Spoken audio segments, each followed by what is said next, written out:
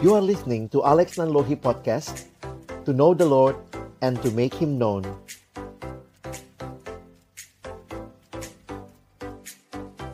Shalom, selamat pagi teman-teman sekalian. Makasih buat Kak Dewi yang sudah membagikan begitu luar biasa. Jadi ingat masa single. Dan bukan hanya itu, persiapan yang tadi Kak Dewi sampaikan adalah modal yang sangat penting ketika teman-teman masuk ke dalam sebuah relasi yang lebih jauh dalam kaitan panggilan untuk menikah, ya. Jadi saya berharap sekali teman-teman bisa benar-benar take note dari apa yang Kak Dewi sampaikan, karena sebenarnya persiapan dalam masa single itu adalah persiapan yang sangat berharga untuk masuk ke dalam selanjutnya, ya. Nah, ketika kita sudah melewati masa-masa itu dan Tuhan berikan kesempatan kita lebih jauh lagi, boleh mengenal lawan jenis dan kemudian masuk dalam relasi yang lebih serius. Nah, ini juga sebuah tahap yang perlu terus kita ingat untuk sama-sama kita bawa di dalam doa, di dalam keseriusan di hadapan Tuhan. Sorry. Nah, saya mulai dengan ayat ini.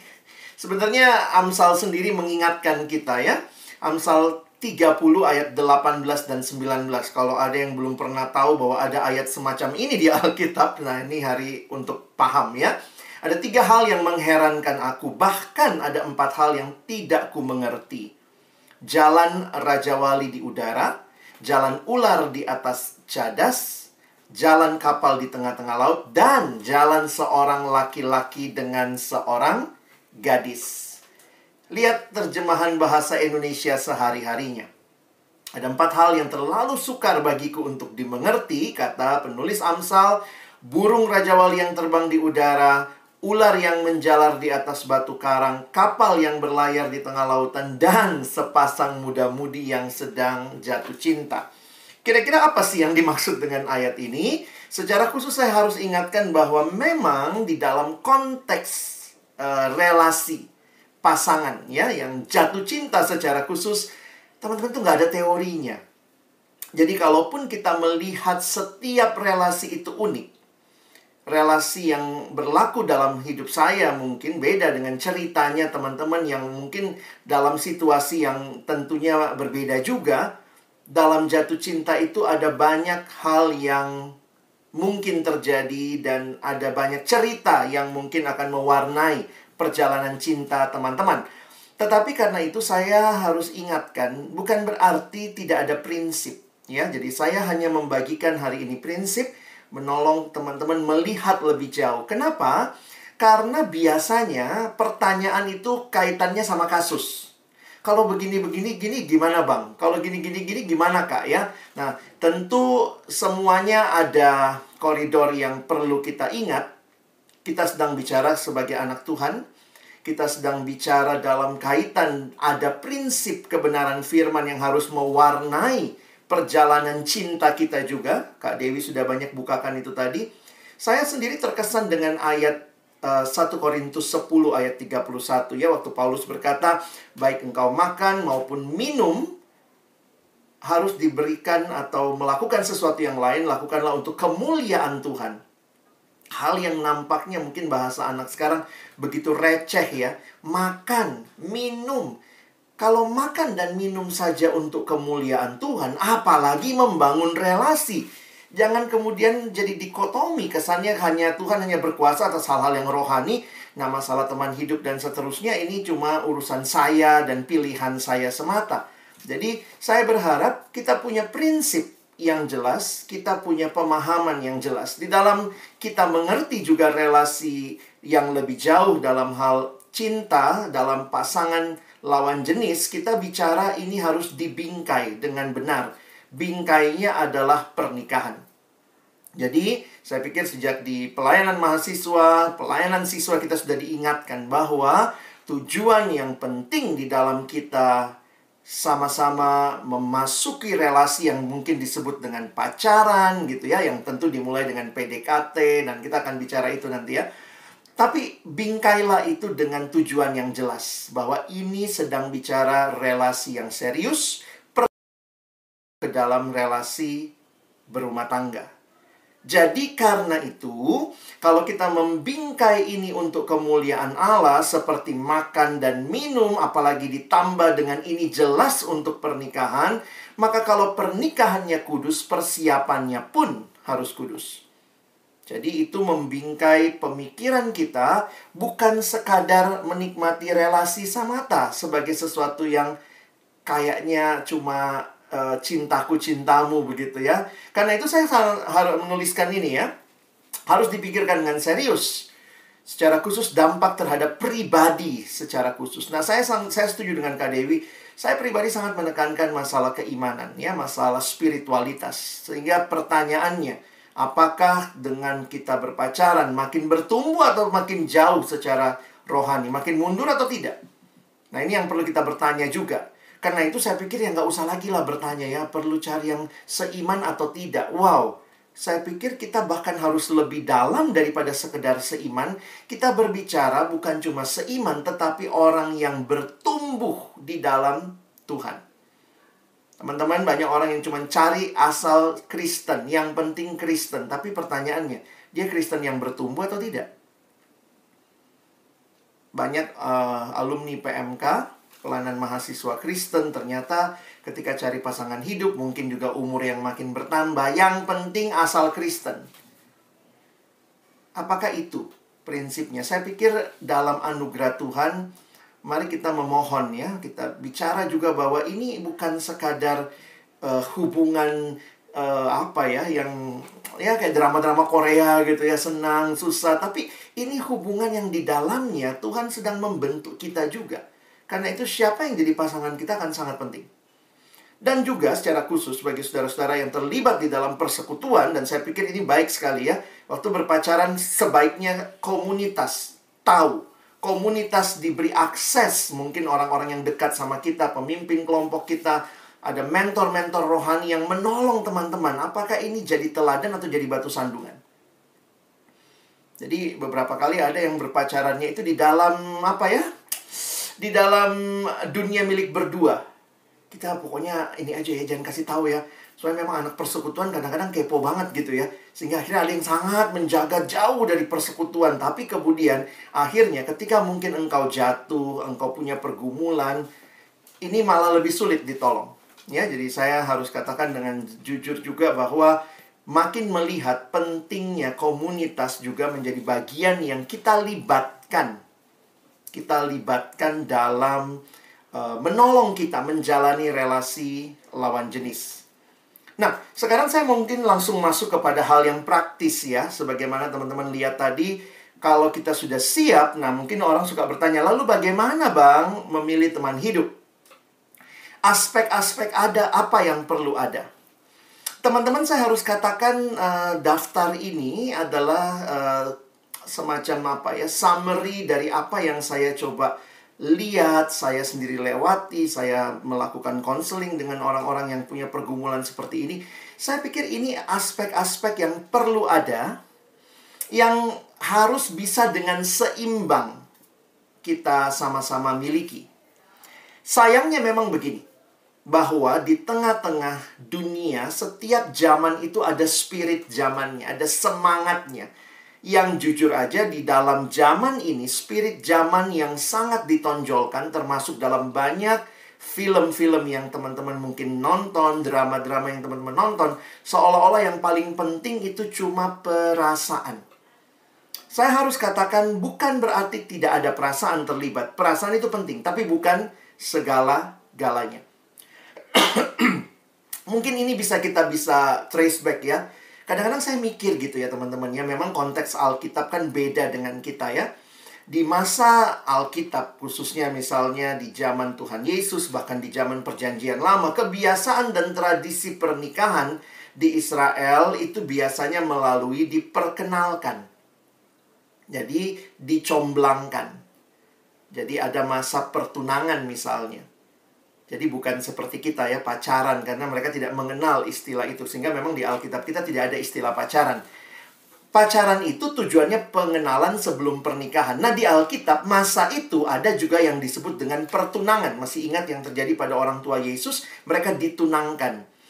Jadi memang menarik sekali kalau perhatikan.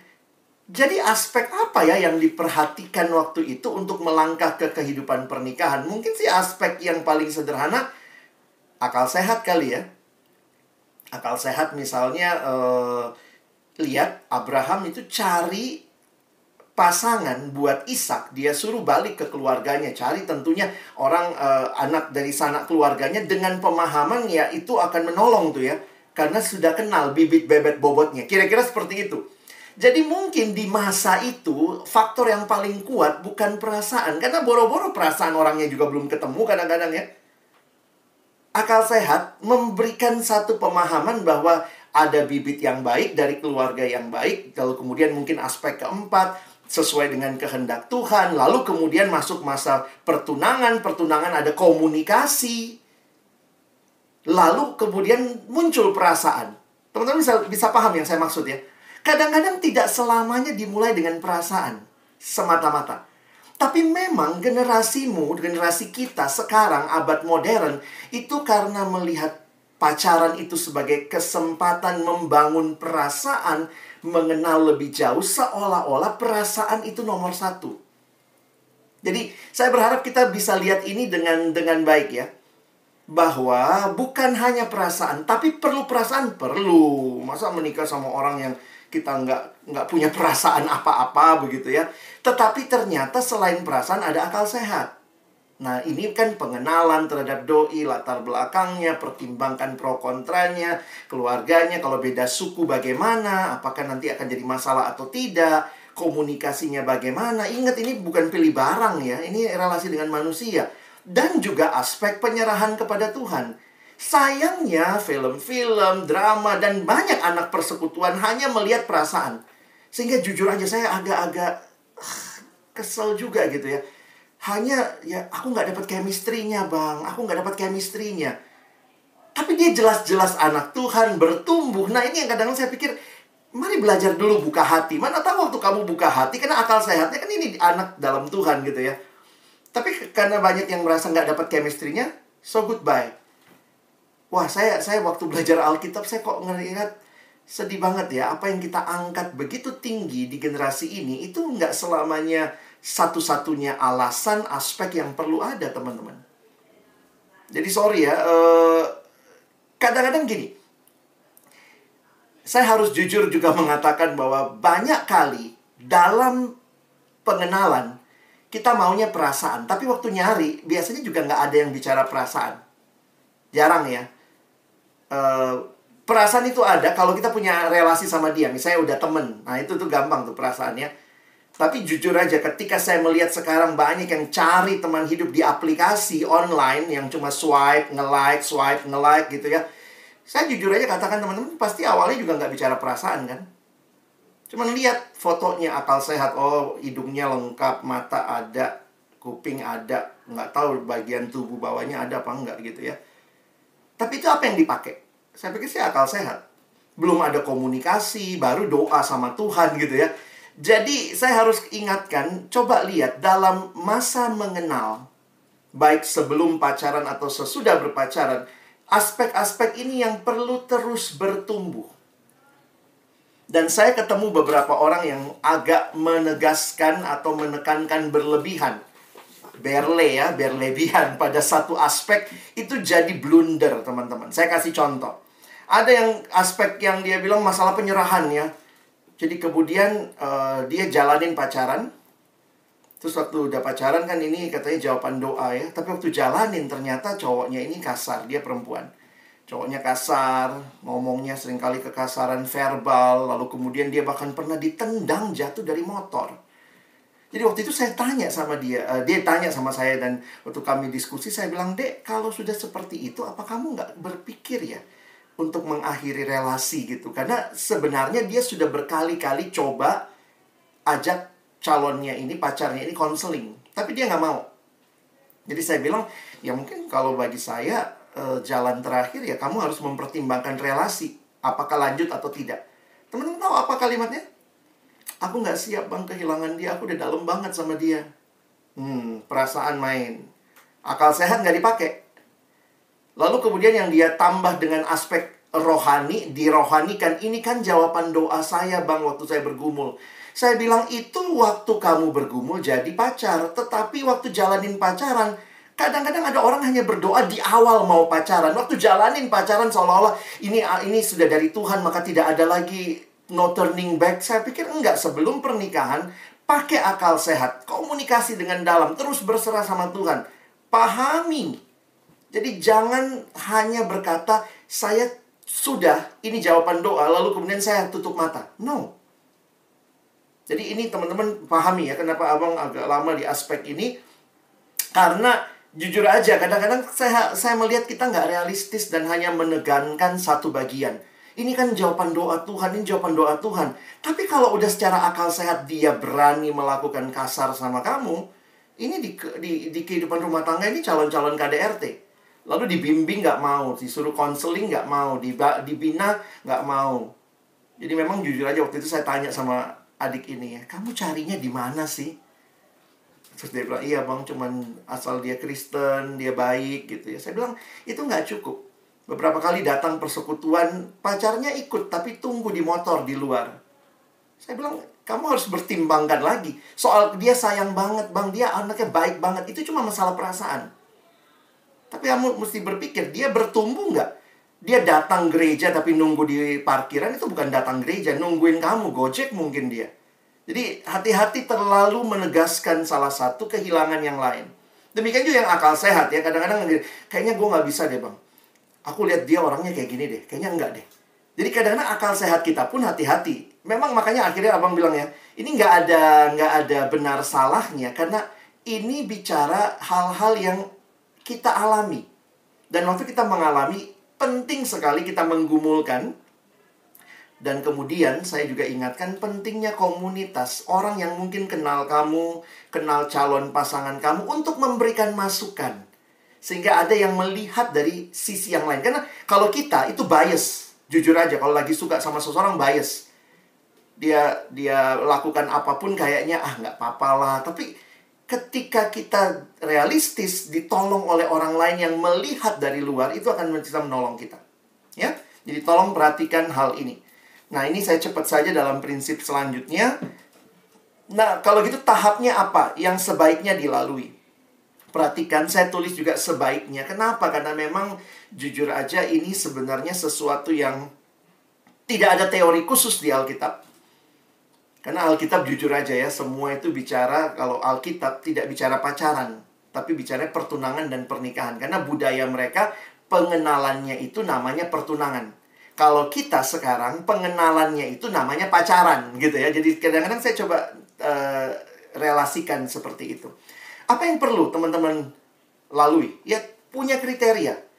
Menetapkan kriteria, sehingga waktu menjalani buka mata, begitu lihat ini nggak sesuai kriteria, paling tidak maksud abang gini, kriteria dasar deh. Kriteria dasar apa? Ya, kalau dulu saya selalu bilang, pertama, seiman. Kalau sekarang enggak ya, kriteria dasar, pertama, lawan jenis. Pastiin dulu.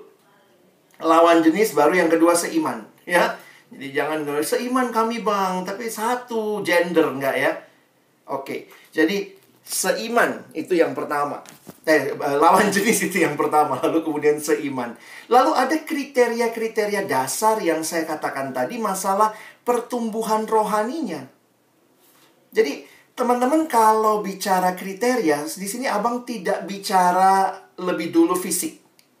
Karena fisik itu bisa berubah. Makin tua juga makin peot gitu ya. Kalau tidak dirawat, katakan Dewi tadi ya. Tapi makin tua bisa makin sangat indah dan cantik kalau akhirnya dirawat dengan baik ya. Jadi, kenapa perlu kriteria? Ini hanya antisipasi karena kuatnya perasaan waktu sedang jatuh cinta. Waktu jatuh cinta tuh perasaan kadang-kadang menguasai sampai tidak seiman pun kayak ketutup. Nggak apa-apa kok bang, nanti saya bisa ajak dia sama Tuhan. Bagus kalau kau yang ajak dia sama Tuhan. Kalau kau yang diajak ke Tuhannya dia. Jangan main-main begitu ya. Oke. Dan perhatikan, Kriterianya apa? Bukan hanya fisik, tapi utamanya murid Kristus yang bertumbuh. Nah, dari mana saya tahu orangnya seperti apa yang cocok ini?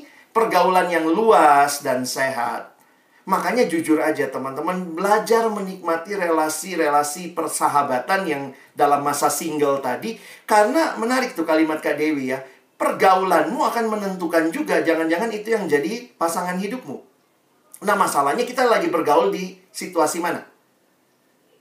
Kalau kita bergaul di persekutuan, mari kita kenal lebih jauh ya. Pengalaman interaksi, kerjasama dengan orang yang punya latar belakang yang sama maupun variasi ya. Dan makin dewasa seseorang, dia makin utuh memahami apa yang ia butuhkan. What I need bukan hanya what I want. Oke? Lalu bagaimana? Apa guidance untuk menguji? Nah, ini sebenarnya ini semua apa ya? Hal-hal yang teman-teman harus tanyakan terus waktu menjalani. Bahkan sesudah pacaran sebelum menikah ya. Karena bagi saya kalau menikah itu udah close the door ya. No turning back. Terimalah. Tapi sebelumnya kenal baik-baik. Apakah ia partner yang mendorong saya untuk makin cinta Tuhan? Apakah saya dapat menjadi penolong yang baik bagi dia? Demikian juga sebaliknya. Apakah dia akan menjadi teman yang baik dan rekan satu tim yang baik dalam perjalanan hidup saya? Karena itu kita mesti jujur. Lihat, visi panggilan hidup sejalankah? Nah, ini juga nggak ada teorinya. Beberapa teman ada yang dari awal, maaf bang, kayaknya kami nggak sejalan. Kenapa? Saya pengennya ke desa, dia pengennya di kota. Tapi ada juga yang, saya pengennya di desa, dia pengennya di kota. Waktu jalanin, dibicarakan lama-lama akhirnya, iya, kami akhirnya sama-sama memilih di kota. Saya pikir visi dan panggilan waktu kita gumulkan bersama, itu pun juga bisa jadi cara Tuhan untuk melihat kemana ya. Jadi, memang nggak ada teorinya kalau tidak sejalan langsung putus. Nggak begitu juga teman-teman. Makanya belajar untuk lihat lebih jauh. Jangan cuma gara-gara satu aspek langsung memutuskan semua hal. Padahal dia udah anak Tuhan, dia sama-sama bertumbuh. Saya pikir ini relasi sih ya. Ini bukan beli barang. Kayaknya nggak suka langsung tutup mata. Enggak, ini relasi. Jadi coba lihat karakternya cocok atau tidak. Meskipun ingat, nggak ada yang sempurna. Saya ingat kalimat Pak Mangapul Sagala yang dari masih mahasiswa ya. Saya ingat banget gitu.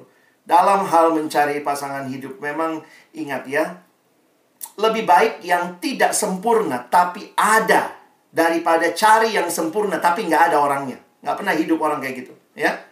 Nah, saya pikir ini teman-teman, ayo kita, kalau cari yang sempurna atau cari yang seperti yang kamu mau, menikahlah dengan pikiranmu, maka itulah yang kau paling mau.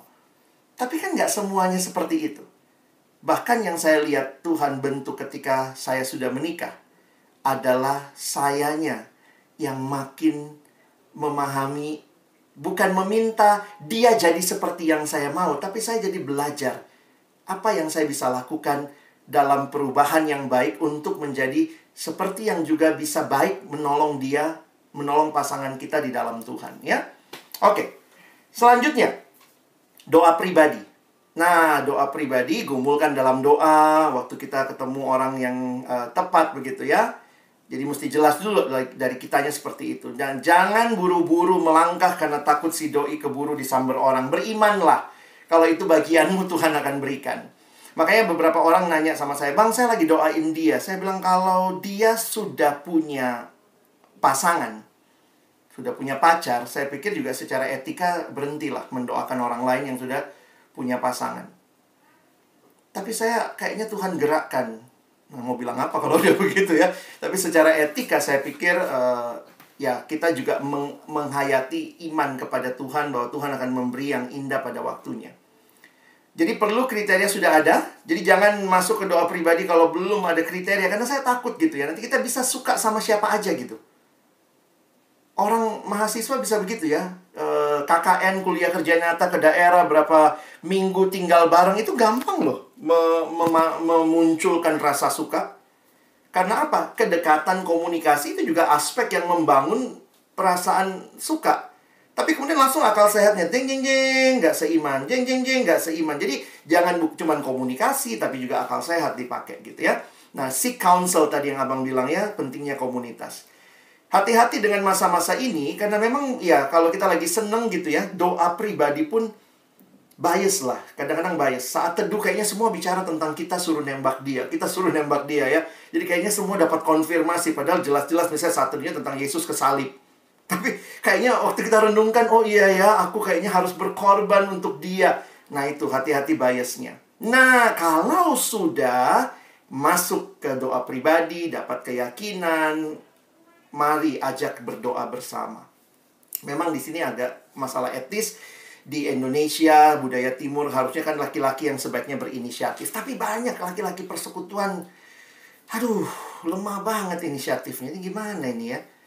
Abang juga bingung ya, tapi nantilah kita bicarakan ya. Mari belajar. Jangan suka yang namanya kedekatan lawan jenis tanpa komitmen. Itu cenderung menyakitkan. Dengar kalimat saya baik-baik. Mau bikin quote silakan. Jangan membangun kedekatan dengan lawan jenis yang berlebihan, karena itu hanya tanpa komitmen, karena itu hanya cenderung menyakitkan. Jadi harusnya tanya setelah cukup dekat gitu ya. Kenapa? Cewek kadang-kadang baper. Dan cowok itu paling gampang memberi perhatian tanpa maksud apa-apa. Jadi ini cewek juga mesti jelas, cowok juga mesti aware sama dirimu. Jangan bilang, aku cowok baik bang, sama semua orang aku begitu. Bertobat kau. Gak bisa begitu. Kamu akan bikin makin banyak orang yang baper, ya. Dan akhirnya kamu sendiri jadi tidak punya hati yang compassionate melihat orang lain. Nah, saya pikir ini mesti jelas gitu ya. Nah, jadi teman-teman, kalau misalnya ada cewek yang datang tanya sama saya, bang, dia maunya apa sih bang? Kenapa sih dia begini ke aku? Saya bilang, gini gimana? Aku udah 3 bulan bang, dia tiap hari datang jemput aku. Kami motor sama-sama ke kampus. Aku nikmatin bang. Tapi saya bilang juga sama dia, dia nanya kan, bang, kira-kira maksudnya cowok itu apa ya bang? Saya bilang, tanya sama cowok itu. Kok tanya sama aku nggak tahu ya. Tapi waktu kamu tanya sama cowok itu, dia bilang, tapi kan nggak enak bang nanya. Saya bilang, yuk tanya dengan jelas. Karena apa? Karena kalau nggak, kamu baper terus. Cewek sebelum cowok itu ngomong, jangan pernah terbang. Jangan pernah baper. Kalau dia belum ngomong, anggap itu teman biasa. Walaupun udah deket ya, sorry. Karena bagi saya, sebelum ada komitmen, itu namanya masih sahabatan. Karena komitmen pacaran berarti kita sama-sama eksklusif ya. Jadi saya bilang, tanya sama cowok itu. Tanyanya apa bang? Tanya, mesti dibayar apa enggak? Jangan-jangan dia ojek ya. Tiap hari jemput. Dan nggak pernah ngomong, enggak. Cowok itu waktu ditanya, iya kebetulan satu arah. Hey, kalau satu arah, kau sudah bikin cewek ini berarah-arah hatinya ya. Oke, sudahlah. Ya, terakhir. Ambil keputusan ya. Ambil keputusan. Ini yang cewek-cewek yang banyak setuju. Ini cowok-cowoknya yang kurang ajar berarti ya. Sorry ya. Ini cowok-cowok yang nggak berani ambil keputusan. Saya bilang di ini ya, di seminar-seminar seperti ini. Kalau kamu tidak siap ditolak, takut ditolak, berhenti jadi cowok. Udah nasib kita itu. Ya. Oke. Terakhir, ambil keputusan. Ya, ambil keputusan. Jadi, kalau sudah doa sama, nah bagaimana doa bersama? Sebaiknya ada jangka waktu. Jangan kita doa bersama, bang. Iya, saya tanya. Jadi, kapan keputusannya? Keputusan apa, bang? Lah, kamu kasih waktu berdoa bersama, nggak ada batas waktunya, dek? Enggak, bang. Jadi, sampai Tuhan Yesus datang, mau begitu terus? Nggak bisa, ya. Jadi, kita mesti jelas nih ya, teman-teman ya. Mari ada batas waktunya. Batas waktu ini siapa yang nentuin ya? Kita tentuin sama-sama lah ya. Jadi kira-kira ini jadi kesempatan gitu untuk kita melihat prosesnya, supaya teman-teman juga bisa move on kan. Kalau ternyata dia bilang tidak, mau kau doa 2 malam lagi dia bilang tidak juga, tapi selesaikan dulu. Kalau nanti mau maju lagi, ada juga kan yang ditolak 3 kali baru diterima ya. Tapi selesaikan dulu. Oke, mungkin maju lagi 2 bulan. Kalau ternyata memang hatimu masih sama dia, maju lagi. Tapi kemudian kalau ditolak ya berhenti dulu gitu ya. Nah, berdasarkan pertimbangan yang matang. Nah, ingat tidak ada menang kalah dalam diterima dan ditolak ini. Dan pergumulannya bukan itu ya. Saya bertanya, kamu menjawab ya. Kalau saya tuliskan di sini, yang terjadi adalah kedua belah pihak datang bersama. Makanya cari yang seiman, yang benar-benar bisa ikut bergumul di hadapan Tuhan untuk mencari pimpinan Tuhan dengan melihat apakah cocok atau tidak. Jadi keputusan harus didasarkan pada pertimbangan. Pertimbangannya apa? Apakah Tuhan memimpin untuk memasuki langkah selanjutnya atau tidak? Baik memimpin yang pria maupun yang wanita. Nah, ini slide terakhir lah ya. Apakah langkah-langkah ini menjamin keberhasilan 100%? Tidak, nggak ada teorinya. Tapi kerelaan menempuh kerepotan ini ya, mulai bikin kriteria, akan menurunkan kemungkinan repot di belakang hari.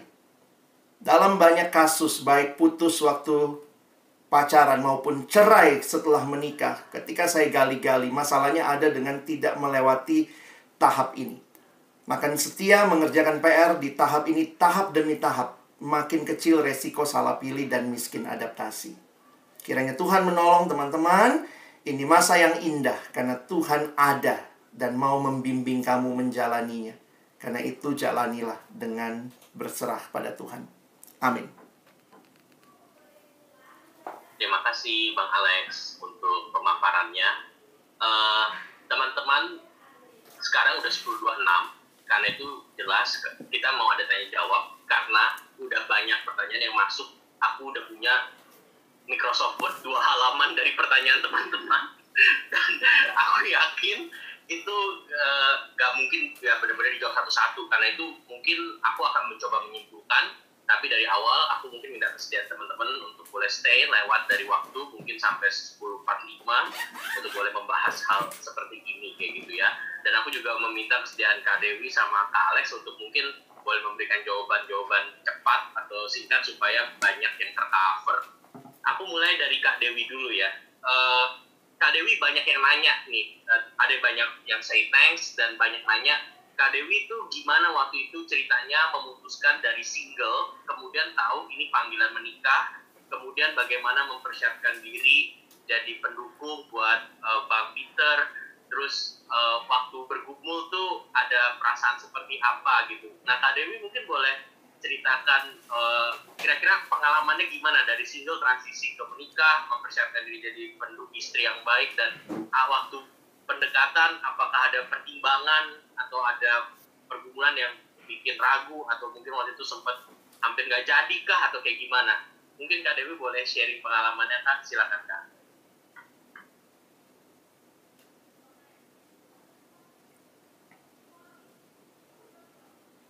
Kak Dewi masih di mute Kak.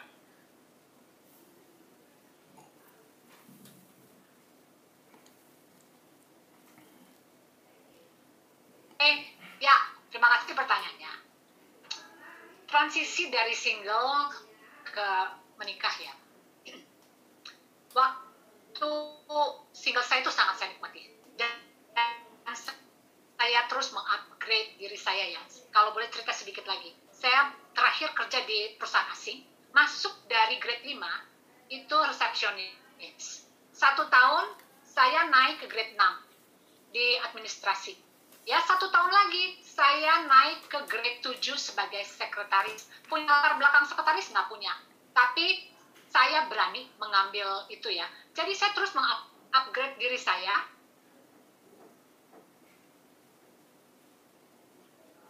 Sampai dikasih pengumuman untuk grade 9, bukan 8, 9, lalu saya lihat requirements-nya, ini saya bisa, tapi ini saya pasti bisa dalam jangka waktu yang saya tetapkan. Lalu setelah saya di interview sama calon bos saya, dan saya bilang, ya saya akan bisa nih, bla bla bla bla bla. Saya punya karir, ya saya punya karir, grade 9, dari 7 lompat ke grade 9, sesudah itu bos saya orang asing. Nah, kerja saya udah pernah sharing tahun lalu, di Wisma Metropolitan yang pada tahun 90 awal itu adalah tempat termahal di sepanjang Sudirman. Nah, pacar saya di mana? Pacar saya di Jayapura. Itu keputusannya. Tapi memang cara Tuhan tuh luar biasa.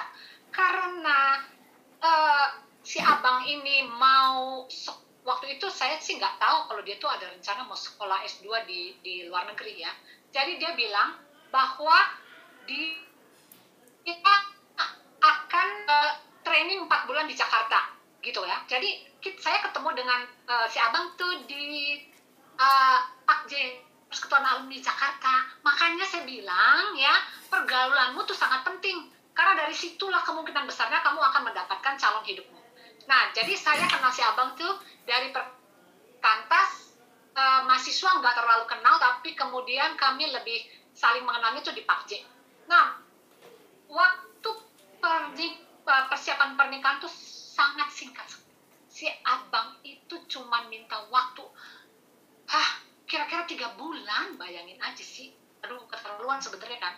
3 bulan dari mulai saat bilang mau nikah, sampai kami nikah tuh cuma 3 bulan. Jadi saya nggak sempat mungkin itu cara Tuhan ya. Karena kalau saya banyak berpikir, rencana pernikahan panjang, mungkin di situ saya memutuskan untuk belum mau menikah. Karena karir saya tuh lagi bagus-bagusnya gitu. Nah, setelah menikah pun saya harus nyusul ke Papua. Itu gak gampang. Saya bilang, bisa nggak kamu di sini aja, suami kamu di Papua, tapi kamu statusnya menikah. Saya bilang, buat apa saya menikah kalau kami tetap berpisah? Dengan pasrah kepada Tuhan dan saya yakin bahwa kami sama-sama sudah dewasa, saya memutuskan untuk nyusul si abang ke Jayapura, ya, awal tahun 90-an, tahun 93. Jadi pertimbangannya nggak usah terlalu banyak menimbang. Kalau terlalu banyak menimbang juga makin susah gitu ya. Harus menimbang, tetapi lihatlah pasangan kita itu kalau dia sudah dewasa, kita lihat dia itu bertanggung jawab dan segala hal yang kita sudah bahas tadi di dalam karakter itu, nggak usah takut, nggak ada manusia yang sempurna, tapi Tuhan selalu beri kesempatan untuk kita hidup diubahkan dari hari ke hari ya. Nggak ada yang sempurna, tapi Tuhan pasti ada di situ untuk menolong kita melewati masa-masa sulit kita. Saya rasa itu. Kak Dewi, ada yang sempat nanya begini Kak, kalau misalnya sebagai perempuan kita berkarir, terus kemudian kita kayaknya bisa punya banyak dulu gitu ya, mapan dulu gitu, dan itu justru membuat cowok-cowok jadi kayak segan atau ragu mendekati karena nggak berani gitu. Ini ada beberapa muka yang tersenyum, saya nggak tahu apakah itu mewakili pertanyaan mereka, tapi itu gimana Kak dari pendapat Kakak? Terima kasih. Pendapat saya, kan kita meningkatkan kualitas hidup, kualitas kita ya, membangun value kita, nggak harus menjadi orang yang sombong kan. Tadi dalam karakter tuh kita ada saya sebut rendah hati ya, tetap rendah, tetap low profile. Jadi ketika kalau si cowok itu takut deketin kita, ya salah dia. Tapi kalau ada orang yang mendekati kita, nggak perlu kita mempertunjukkan kita ini siapa, posisi kita ini di kantor sebagai apa yang sedang kita diskusikan. Nah, kalau dia sedang mendiskusikan satu hal dan kita pas tahu tentang itu, nggak perlu juga kita jadi dosen untuk dia, gitu, ya kan? Kita bisa dalam komunikasi kita ketika dia sedang membicarakan sesuatu banyak, ya udah dengerin dan jawabnya nggak usah menunjukkan kita itu hebat gitu.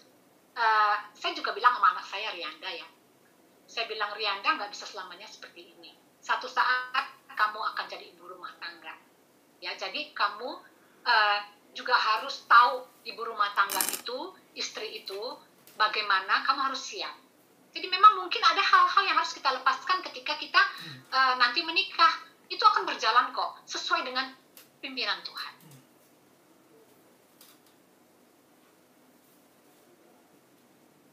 Oke, terima kasih Kak Dewi. Aku mungkin beralih ke Bang Alex dulu.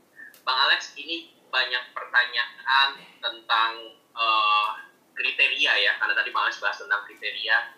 Jadi beberapa teman-teman bertanya tentang kasus, misalnya latar belakang kerohanian sudah oke, tapi karakternya mungkin ada yang kurang, tapi kemudian butuh waktu berapa lama sih buat memutuskan seperti itu? Atau ada beberapa rekan yang bertanya, seandainya kalau untuk perbedaan gereja misalnya dengan Katolik itu seperti apa, atau ada prinsip apa yang harus dipegang, dan berkaitan juga dengan orang tua Bang, maksudnya keinginan atau keyakinan kita, maksudnya kita sendiri tahu yang baik, tapi orang tua kita mungkin kadang-kadang apa gitu, punya ekspektasi atau mengarahkan yang lain.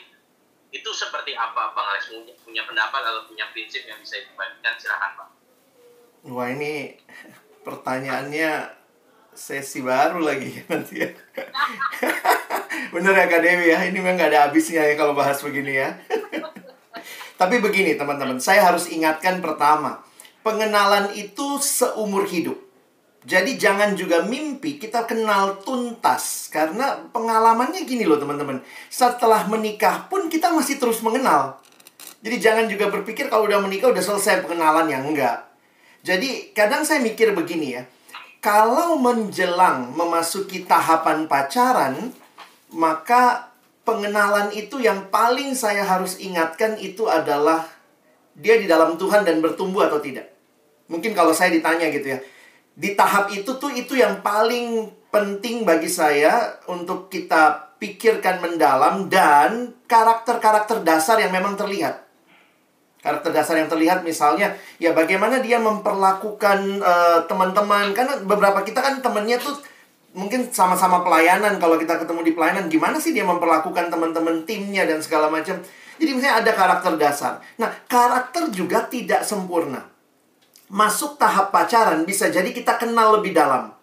Nah, di situ mungkin karakter ini yang akan kita uji sama-sama. Saling terbangun lah harusnya. Nah, mungkin di sini yang saya lihat, karakter itu jadi sesuatu hal yang harus disadari. Begini, saya setuju sama Kak Dewi tadi bahwa itu bisa diubah. Dalam Tuhan, yang tadinya saya sombong jadi rendah hati, itu bisa, itu mungkin. Karena sejauh dia benar-benar mengalami Tuhan, menikmati Tuhan, dan boleh berdisiplin di dalam penyerahan diri kepada Tuhan, saya pikir Tuhan akan melakukan itu melalui kehidupan kita. Dan karena itu butuh kebersamaan yang cukup untuk mengenal. Nah, ini banyaklah kebersamaannya kayak apa.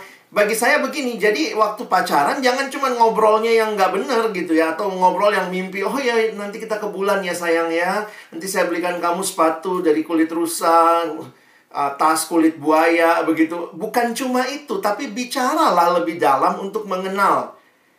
Poinnya bagi saya begini, karena beberapa karakter itu terbentuk bisa jadi lewat pembentukan keluarga. Jadi ketimbang langsung mencela, saya nggak suka sama dia bang, dia anaknya kok dominan banget. Tapi mungkin waktu pacaran kita mengenal kenapa dia dominan. Oh, di rumah diteken, makanya di luar rumah jadi kayak mau menguasai. Jadi kita sama-sama bicara. Terus mungkin kita ber-PA bersama, kita bertumbuh bersama. Kalau ada pas ulang tahun kan tuh enak kasih masukan ya. Gimana misalnya, iya kamu agak dominan, bisa nggak tahun ini kita. Jadi pertumbuhan, makanya proses ini nih penting. Jadi kalau buat saya sebelum pacaran itu masalah bertumbuh dalam Tuhan dan karakter dasar. Sesudah berpacaran kita mesti masuk lebih jauh dan dalam karakter dan seterusnya. Nah, pengenalan orang tua di situ juga mungkin ada ya. Lalu kemudian, tapi jangan semuanya di depan. Nanti kalau semuanya di depan nggak pacaran-pacaran kamu, karena saya mesti beres dulu. Saya mesti kenal dulu orang tuanya apa. Saya mesti tahu dulu papanya kerja di mana. Papanya itu misalnya dapat duit dari mana beli rumah. Itu kejauhan. Itu untuk memulai pacaran yang simpel-simpel aja. Tapi kalau sudah masuk lebih jauh, mungkin kita harus kenal orang tuanya. Kira-kira orang tuamu bagaimana dengan beda suku? Beda gereja seperti apa? Nah, teman-teman, untuk masalah perbedaan-perbedaan, coba cari abang kakak, mentor yang mungkin pernah punya pergumulan yang sama. Dengarkan banyak cerita, dan dalam anugerah Tuhan, kalian berdua yang harus menggumulkan. Bagi saya, gereja itu prinsip. Tapi poinnya adalah bukan cuma bergereja, tetapi dia bertumbuh nggak di dalam imannya kepada Kristus. Nah, di situ mungkin kita perlu lebih jauh lagi nanti mengeksplor. Ya, itu banyak cerita. Tapi kira-kira bagi saya itu prinsip dasarnya dulu, bahwa semua bisa dibicarakan dan nanti masuk lebih jauh, akhirnya bisa lebih jelas. Oke, terima kasih Bang Alex. Aku kembali ke Kak Dewi.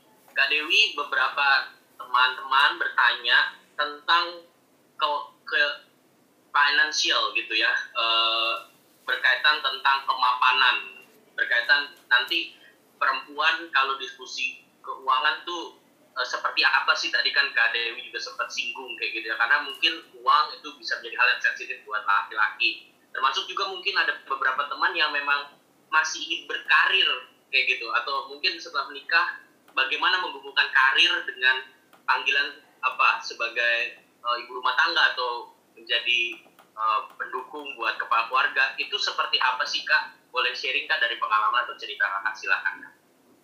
Ya, terima kasih. Saya tadi soal upgrade yang mau menambahkan sedikit ya. Ini penting waktu masa single. Kenapa? Intinya gini, jangan cepat puas gitu waktu masih single, karena ini akan menyangkut di masa kalau kita sudah berumah tangga.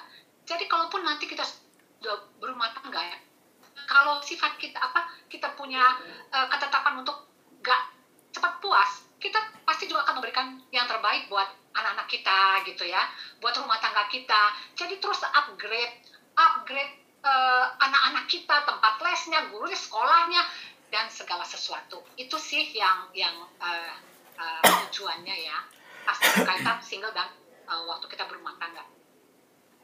Nah, soal finansial, gini, saya orang yang dari berkarir kemudian menikah memutuskan untuk melepaskan karir saya dan untuk berumah tangga.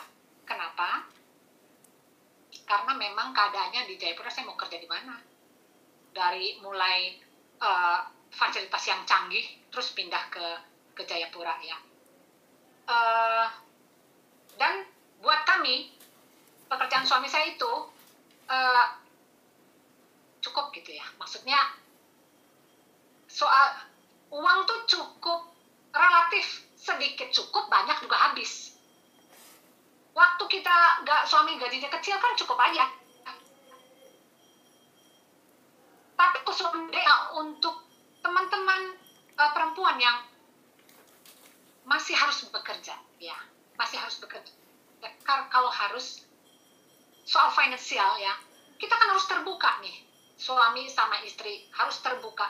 Tapi kalau bisa, kalau kalian sudah punya tujuan dalam masa pacaran udah serius, lalu akan menikah,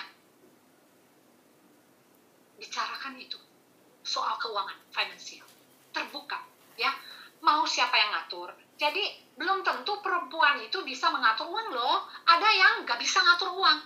Jadi kalau itu mau dipegang oleh suami, yang penting suami terbuka ya, gajinya kok. Jadi kita bisa juga lihat rekening bersama. Maksudnya rekening suami bisa lihat rekening kita. Jadi harus terbuka. Soal siapa yang pegang itu sepakati aja bersama ya. Jadi kalau contoh suami saya tuh orangnya baik banget deh. Jadi susah kalau dia yang pegang, mesti saya yang pegang gitu.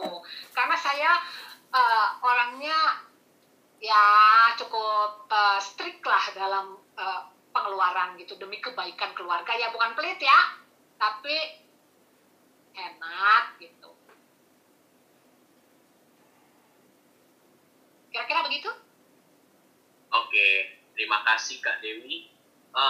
Teman-teman, mohon maaf, waktu kita udah 10.44, jadi pikir kita harus menutup di sini. Tapi pertanyaan sudah aku compile jadi satu word yang minimal masuk ke private chat. Ya semoga nanti ini bisa diolah buat panitia. Siapa tahu nanti mau adain IG live lagi untuk lanjutan, atau breakout room lagi, sesi rahasia kayak gitu ya di setelah sesi penutup.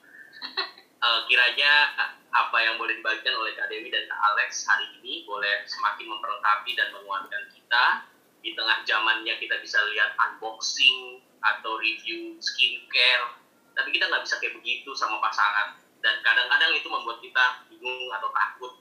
Tapi kiranya semua prinsip yang boleh dibagikan menolong kita untuk boleh terus berserah kepada Tuhan. Aku boleh minta kesediaan Bang Alex mendoakan kita semua sekaligus menutup. Silakan. Baik, mari kita berdoa. Tuhan, terima kasih banyak karena kami mau bergumul serius dengan kehidupan kami, baik waktu masih single maupun juga ketika kami sudah masuk dalam relasi berpacaran dengan lawan jenis, itu semua terbukti nyata melalui Kapita Selekta hari ini yang sama-sama kami perjuangkan, kami gumulkan, kami doakan, kami tanyakan. Walaupun tidak semua pertanyaan bisa dijawab, tetapi biarlah prinsip-prinsip kebenaran tentang iman dalam Tuhan, spiritualitas, karakter, bisa menjadi patokan dasar ketimbang sekadar kemolekan fisik, ketampanan, ataupun juga perasaan-perasaan yang begitu mudah mendominasi hati kami. Kiranya Tuhan menolong bagi setiap kami untuk terus menggumulkan hal-hal ini dengan serius, berserah kepada Tuhan dan percaya Tuhan akan memberikan yang terbaik sesuai dengan waktu dan kehendak-Mu. Terima kasih, kami bersyukur. Waktu selanjutnya kami persembahkan dalam tangan-Mu dalam nama Tuhan Yesus. Kami menyerahkan diri kami dan juga menutup sesi Kapita Selekta ini. Amin. Amin. Terima kasih Bang Alex. Teman-teman